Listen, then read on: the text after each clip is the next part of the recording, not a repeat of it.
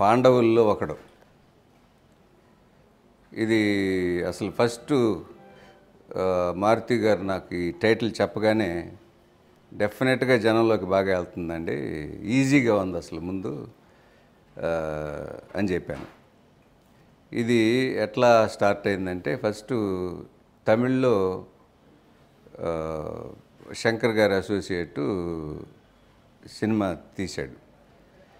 తీసిన తర్వాత శంకర్ని, సార్ ఒకసారి మీరు సినిమా చూస్తే బాగుంటుంది, ఏమన్నా తప్పులుంటే చెప్తే రిలీజ్ ముందే నేను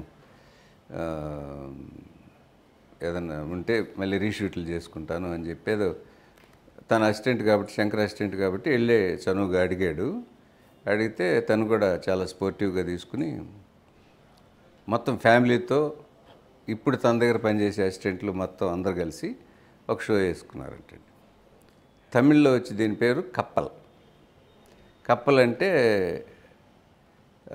షిప్పు. సరే సినిమా మొదలు పెట్టారంట, ఏదో కామెడీగా వెళ్తుంది, కప్పల్ అని టైటిల్ పెట్టారేంటి నాకు అర్థం కావట్లేదని ఒక 5 నిమిషాలు ఆలోచించాడంట. 5 నిమిషాల తర్వాత ఇక అసలు కప్పలు ఎందుకు పెట్టారు ఇవన్నీ మర్చిపోయి సినిమాలో అట్లా లీనమైపోయి విపరీతంగా నవ్వడం మొదలుపెట్టాడంట. నవ్వి నవ్వి నవ్వి అసలు రాత్రి ఇంటికి వెళ్ళిన తర్వాత కూడా నవ్వుతుంటే వాళ్ళ వైఫ్ అడిగిందంట, ఏంటండి అంత నవ్వుతున్నారని. సినిమా చాలా బాగుంది, బాగా తీసాడు కుర్రాడు, మన వైభవ్ కూడా చాలా బాగా చేశాడు, అన్నీ కుదిరినాయి ఆ సినిమాకి. నేను యాక్చువల్గా సినిమాలు కొనడం 5 ఏళ్ళు అయింది మానేసి, ఈ సినిమా కొందాం అనుకుంటున్నాను అని పొద్దున్నే ఫోన్ చేసి ప్రొడ్యూసర్స్ని పిలిపించి, డైరెక్టర్ని పిలిపించి, సినిమా నేను కొంటున్నాను, ఎస్ పిక్చర్స్ బ్యానర్ మీద శంకర్ ప్రజెంట్స్ అని వేసుకుని రిలీజ్ చేద్దాం సినిమా అంటే వీళ్ళు అసలు ఎగిరి గంతేసారంట. ఎగిరి గంతేసి శంకర్ గారు కొనటం అంటే ఇక అసలు అదే హైప్ సినిమాకి, అంతకంటే ఉంది. సరే ఆ తర్వాత ఆయన బ్రహ్మాండంగా అన్ని ఛానల్స్లోనూ ఈ సినిమా గురించి మాట్లాడాడు. అసలు ఆడియో ఫంక్షన్ అయితే తమిళనాడులో ఉన్న హీరోలందరినీ పిలిచాడు, ఏఆర్ రెహమాన్ పిలిచారు. సో చాలా గ్రాండ్గా చేశారు.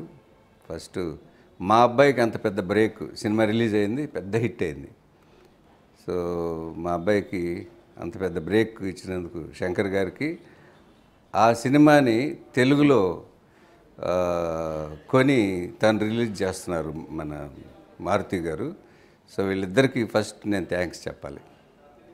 మా వాడిని ఒక రేంజ్లోకి తీసుకెళ్ళడానికి వీళ్ళిద్దరూ దోహదపడ్డారనమాట. సో థ్యాంక్స్ వాళ్ళిద్దరికీ.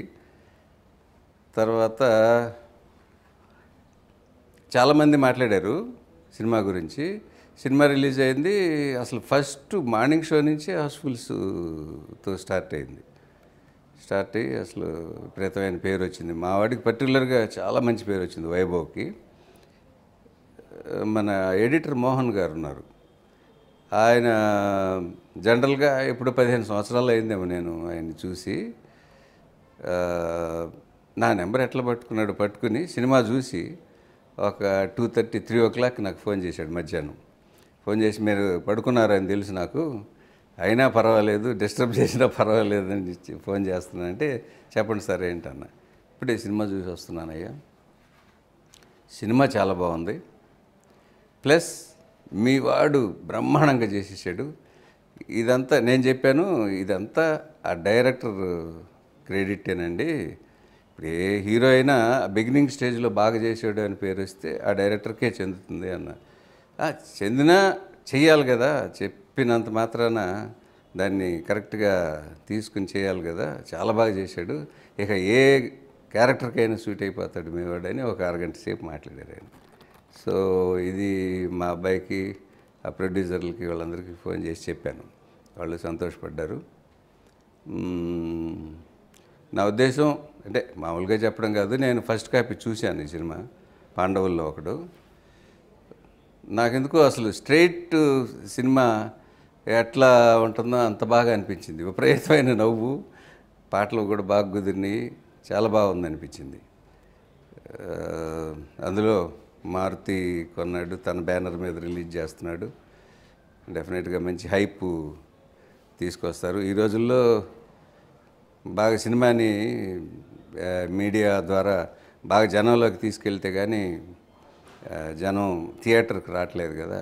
దాంట్లో మారుతి బాగా దిట్ట, డెఫినెట్గా బాగా చేస్తాడు. ఈ నెల 24వ తారీఖు సినిమా రిలీజ్ అనుకుంటున్నారు. అన్నీ కుదిరితే 24వ తారీఖు రిలీజ్ అవుతుంది. నా డైరెక్షన్లో యాజ్ ఇట్ ఈస్గా వైభవ్ అది యాజ్ ఇట్ ఈస్గా ఏం లేదు. నెక్స్ట్ ఇయర్ ఏదన్నా ప్లాన్ చేద్దాం అనుకుంటున్నాను. ఏదైనా ఒక మంచి కామెడీ సినిమా ఏదైనా డిఫరెంట్గా ఉండాలి. ఏదైనా సబ్జెక్ట్ డిఫరెంట్గా ఉంటే రొటీన్ కాకుండా అలాంటిది దొరికితే డెఫినెట్గా నెక్స్ట్ ఇయర్ చేస్తాను. నాకు అందరు పొగిడారు అని చెప్తుంటే నేను లేట్గా సినిమా చూశాను. ఏంటి ఇంత గొప్పగా చెప్తున్నారని చెప్పి తర్వాత సినిమా చూస్తే నిజంగా చాలా బాగా చేశాడు. అంటే మా అబ్బాయి అని చెప్పటం కాదు, కానీ వైభవ్ మావాడని చెప్పటం కాదు.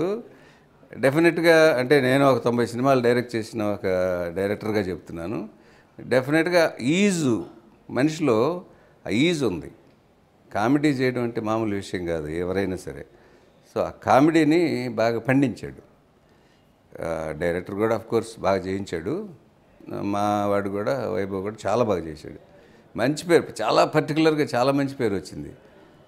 తర్వాత వీడికి విపరీతమైన ఫ్యాన్ ఫాలోయింగు.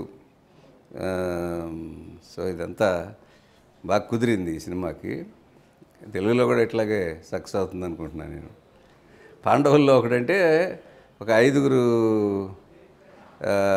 స్నేహితులు ఉంటారు. వాళ్ళు ఏంటంటే చిన్నప్పుడే ఒక ప్రామిస్ తీసుకుంటారు, మనం పెళ్లి చేసుకోకూడదు అని. అందరూ ప్రామిస్ చేస్తారు కానీ హీరో అనేవాడు చేయడు. ఎందుకు చేయడు అంటే ఏదో చేతులంతా పుళ్ళు ఉన్నాయిరా అది పర్వాలేదులే ఈ సైడ్ చేయమని చేపిస్తే తర్వాత వీళ్ళు ఒక్కొక్కళ్ళు ఎట్లా లవ్లో పడి వాళ్ళ దగ్గర నుంచి ఎట్లా ఎస్కేప్ అయ్యి పెళ్ళిళ్ళు చేసుకున్నారు అనేది మెయిన్గా కదా. ఇదంతా కామెడీ పద్ధతిలో జరిగింది కాబట్టి మనకి బాగా నచ్చుతుంది అన్నమాట ఇది. హీరోయిన్ నేను ఫస్ట్ ఆడియో ఫంక్షన్ అప్పుడు చూశాను అమ్మాయిని. చూస్తే అమ్మాయి పెద్ద బాగలేదే, అనవసరంగా పెట్టారేమో అనుకున్నాను. ఏదో పెద్ద పొడవుగా అసలు పెద్ద అట్రాక్టివ్గా అనిపించలా. సరే సినిమాలో చూస్తే చాలా బాగుంది. చాలా అంటే చాలా బాగా నచ్చింది నాకు అమ్మాయి. బాగా యాక్టింగ్ కూడా బాగా చేసింది. సినిమాలు మాత్రం పర్టికులర్గా చాలా బాగుంది అమ్మాయి. కొత్త అమ్మాయి బాంబే నుంచి తీసుకొచ్చారు. చాలా బాగా చేసింది, చాలా బాగుంది కూడా సినిమాలో హీరోయిన్. మ్యూజిక్ కొత్త అతను చేశాడు. 5 పాటలేమో ఉన్నాయి. 5 పాటలు అసలు ఆడియో రిలీజ్ అప్పుడే అసలు శంకరే చెప్పాడు. నేను చూసినప్పుడు ఇందులో తిట్టుకునే పాట ఒకటి ఉంటుంది, మామూలుగా తిట్లు విపరీతమైన బూతులతోటి. ఆ బూతుల పాట గురించి మరీ చెప్పాడు ఆయన. అదొకటి చాలా బాగా కొత్తగా అనిపించింది నాకు అని. అట్లాగే 2-3 పాటలు చాలా బాగున్నాయి. మ్యూజిక్ కుదిరినట్టే సినిమాకి, ఎట్టి పరిస్థితుల్లో డిసప్పాయింట్ చేయలేదు. Music hit. తమిళ్లో ఈ అబ్బాయి కార్తీక్ అనే అబ్బాయి మన శంకర్ గారి దగ్గర అసోసియేట్గా చేశాడు. చేసి ఫస్ట్ టైం డైరెక్షను. మా వాడికి కథ చెప్పినప్పుడు నాకు ఊరికే లైన్గా చెప్పాడు, బాగానే ఉంది కామెడీగా చేయమని చెప్పాను. తర్వాత సెట్లో 1కి 10 టేకులు తీసుకుంటున్నాడు అని చెప్పారు నాకు. తీసుకొని ఏమవుతుంది అన్నాను. అట్లా కాదు, టైం ఎక్కువైపోతుందని ఏడుస్తున్నారు ప్రొడ్యూసర్లు అది ఇదని. అవన్నీ పక్కన పెట్టే సినిమా బాగా రావాలి, సినిమా బాగా వచ్చిన రోజు అన్నీ మర్చిపోతారు ప్రొడ్యూసర్లు కానీ ఇంకొకళ్ళు కానీ అని. ఆ అబ్బాయి బాగా తీస్తుంటే వదిలిపెట్టేసేయండి అని చెప్పి నేను అసలు దాని గురించి మాట్లాడొద్దని చెప్పాను. ప్రొడ్యూసర్లకి చెప్పాను, ఇక అందరికీ చెప్పాను. సో అతనికి బాగా ఫ్రీడమ్ ఇచ్చారు. అతను కూడా చాలా అసలు ఒక్కొక్క ఆర్టిస్ట్ దగ్గర నుంచి ఆల్మోస్ట్ కొత్త హీరోయిను, మిగతా వాళ్ళు కమెడియన్స్. మా వాడికేమో అంతకుముందు 5-6 సినిమాలు చేసున్నాడు. బట్ ఒక్కసారి ఈ కామెడీ టింజి బాగా పండించాలి కాబట్టి తను చేసి చూపించటం ఇవన్నీ చేసి అతను డెఫినెట్గా సక్సెస్ అయ్యాడు. అతనికి కూడా చాలా మంచి పేరు వచ్చింది. నిజంగా తమిళ్లో శంకర్ ప్రొడక్షన్లో చేయటం, అదే సినిమాని మారుతి తన ప్రొడక్షన్లో చేయటం అనేది నిజంగా సినిమాకి పెద్ద హైప్ వస్తుంది. పర్టికులర్గా మావాడికి మంచి హైప్ తీసుకొస్తుంది అది. ఈ సినిమా పాండవుల్లో ఒకడు. ఇక ఇద్దరు సక్సెస్ఫుల్, ఇప్పుడు విపరీతమైన సక్సెస్లో ఉన్నారు కాబట్టి డెఫినెట్గా బాగా చేస్తారు. నేను చూశాను కాబట్టి, చేశారు కూడా. సో అదొక అదృష్టం నిజంగా. అక్కడ శంకర్ రిలీజ్ చేయటం తన ఓన్ బ్యానర్లో, ఇక్కడ మారుతి తన బ్యానర్లో చేయటం అనేది ఒక రకంగా అదృష్టం. ఇద్దరు సక్సెస్లో ఉన్నారు కాబట్టి మంచి కరెక్ట్ అయిన రూట్లో వెళ్తుంది సినిమా. అంటే ఫస్టే ఎప్పుడు కొత్త హీరోని అంటే అఫ్కోర్స్ ఇప్పుడు పెద్ద హీరో కొడుకు అయితే ఫైట్లు గీట్లు ఇట్లాంటివి పెట్టచ్చు, ఒప్పుకుంటారు. ఇప్పుడు డైరెక్టర్ అంటే ఏదో పేరు ఉంటుంది, కానీ తెర మీద కనిపించే వాళ్ళకు ఉన్నంత పేరు డైరెక్టర్కి ఉండదు జనరల్గా. అటువంటప్పుడు ఏం చేయాలంటే కొంచెం స్లోగా ముందు జనంలోకి బాగున్నాడు, బాగా చేస్తున్నాడు అనేది తీసుకెళ్ళాలి. తీసుకెళ్ళిన తర్వాత మనం ఏ ప్రయత్నం అయినా చేయొచ్చు. ఫస్టే అసలు ఆకాశం మీద నుంచి కింద పడ్డాడు, 10 మందిని కొట్టేసాడు, ఒక 100 మందిని తన్నాడు, ఇట్లాంటివి పెడితే మనమే మోసేస్తాము, జనం అంతకంటే మోసేస్తారు. ఇవి పెద్ద హీరోల కొడుకులకైతే ఒక రకంగా కొంచెం బెటర్గా ఉంటుంది. వాళ్ళకి ఒక ఇమేజ్ ఉంటుంది, మంచి ఫ్యాన్స్ ఉంటారు కాబట్టి. అఫ్కోర్స్ డైరెక్టర్లకు కూడా ఉంటారు కానీ అంత ఉండరు. అందుకని మా వాడిని వైభవ్ని జనరల్గా కొంచెం ఇట్లాంటి లవ్ స్టోరీలు, కామెడీ ఇట్లా తీసుకెళ్ళి ఒక 4-5 సక్సెస్లు వచ్చిన తర్వాత ఆటోమేటిక్గా మంచి కమర్షియల్ సినిమాలు కూడా వస్తాయి, చేస్తాడు. వైభవ్ ఎంత బాగా కామెడీ చేస్తాడని నేను ఊహించలే అసలు. మావాడు కూడా చెప్పలా, సెట్లో ఫుల్ కామెడీ నానా అని ఎప్పుడు చెప్పలా నాకు. ఏదో బాగా వస్తుంది, బాగా తీస్తున్నాడు అని చెప్పేవాడు. సినిమా చూసిన తర్వాత అసలు నేను థియేటర్లో చూశాను, అసలు ప్రతి డైలాగ్కి విరగబడి నవ్వేస్తున్నారు జనం. అసలు చప్పట్లు కొట్టేసి, కేకలు పెట్టేసి, కుర్చీల నుంచి లేచి నవ్వుతున్నారు అనమాట. సో ఫస్ట్ టైం వీడికి అంత మంచి పేరు వచ్చింది. ఇది తెలుగులో కూడా అట్లాగే వచ్చింది. ఇది విపరీతంగా నవ్వుతారు జనం.